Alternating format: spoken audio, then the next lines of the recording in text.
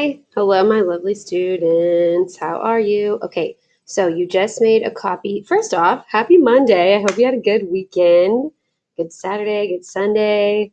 I hope your family is happy and healthy and safe. And yeah, I care about you and you're wonderful. Just a reminder, um, today you just made a copy of the DMS Times editing. Need to change this. DMS Times editing PowerPoint. Now, in this PowerPoint, we're going to go through a few things. This second slide is the editing checklist. Basically, the whole point of this checklist is for you to go through each step and look for these things when you were editing someone's paper, someone's article. What's up, Davey? Okay, sorry, a student just came in. But you're going through each one of these things and looking for them as you're editing someone else's article. So number one, does each sentence make sense out loud?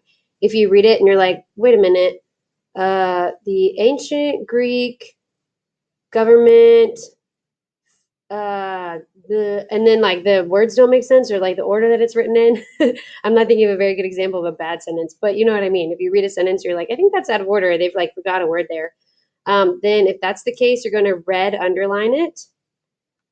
Is there a capital letter at the beginning of each sentence? If not, if they've forgotten it's lowercase, blue circle the first letter that should be capital.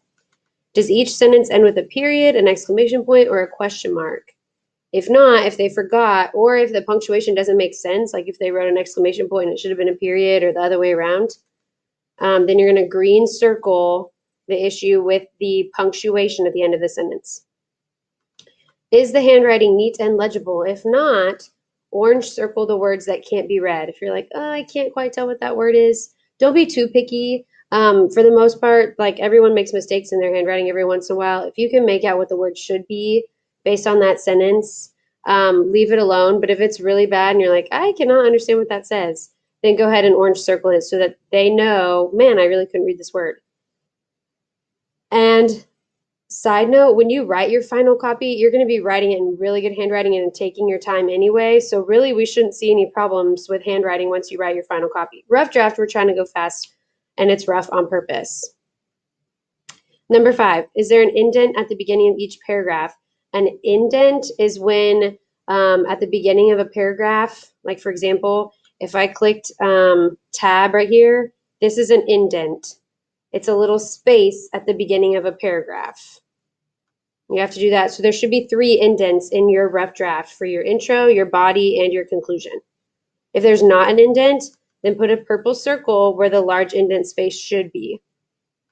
Are all of the words spelled correctly? If not, put a pink circle around the word that's spelled wrong. Okay. This 3rd, 4th, and 5th slide says insert a picture of your conclusion paragraph here. So you are going to, when you have your paper all written out, you should have written this on paper. This isn't obviously a rough draft. This is another thing for Texas history. But just as an example, insert image, upload from computer, if you've already taken them, or camera. And then you will click, take a picture, and insert it. Right now, it's using my my document camera, so that's funky. Hang on. Insert image, camera. Whoa, not URL. Here we go. Okay, so let's say that this was my document. Oh, it's kind of backwards. I think it looks backwards to y'all too. But if I click, take a picture, and then insert, this is what it looks like. Obviously, it shouldn't look this wonky like this sideways. But when you take a picture of it, on the different slides, you're inserting the intro, the body paragraph, and the conclusion. So let's say that this was like my conclusion paragraph. That's the only words that should be on slide 5. It's just your conclusion. And like this is a bad example, like the quality and like there's a cord in the way. If you take a picture and it's hard to read or hard to understand, then you need to take it again. But you should have a picture of your intro paragraph, your body paragraph, and your conclusion paragraph. Okay, the person who's editing the rough draft, please type in your comments in the blue box below. So your comments need to at least include, when you are editing, one thing you think the writer could improve or add to their article, and one thing you think the writer did really well on, like a compliment. So in this box, you're going to write, I think you could have improved with your introduction. Like maybe add a little bit more about who you are and that you're working for the DMS Times. Or I think you could have added a little bit more of your voice. Or I think you could have added whatever you think they could have added or improved on. Just give them an idea. The writer does not have to take that idea. It's just a suggestion.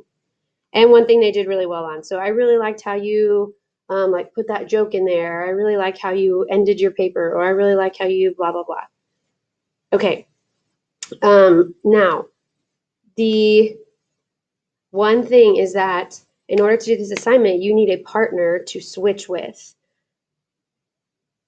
I would love to be able to write a list and say, these people are matched with these people, ready, go.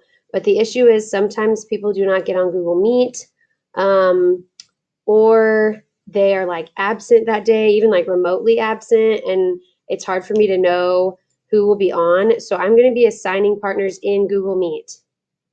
You have to come to Google Meet today. There's no other way for me to assign this and say, hey, like, Bobby, you're with Johnny. And then if Johnny doesn't get on today, or like we never hear from Johnny, then Bobby's like, well, who's editing my paper? Like, I never got it back from them. So you need to come to Google Meet today, because once you've inserted, you made a copy of this slide, you've inserted your pictures of your intro, your body, and your conclusion, then you'll click share and you will share it with whoever I tell you to. So while we're in Google Meet, I'll be pairing people up and say, okay, share it with so-and-so.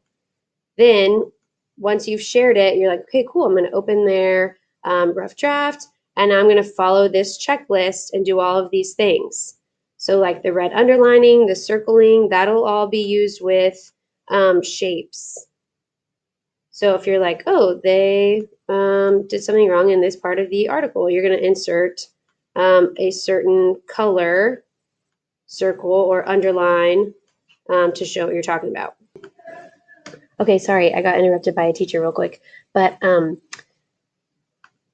that is the overview of how to do all of the editing. And if you have questions, ask me in Google Meet. Okay, bye.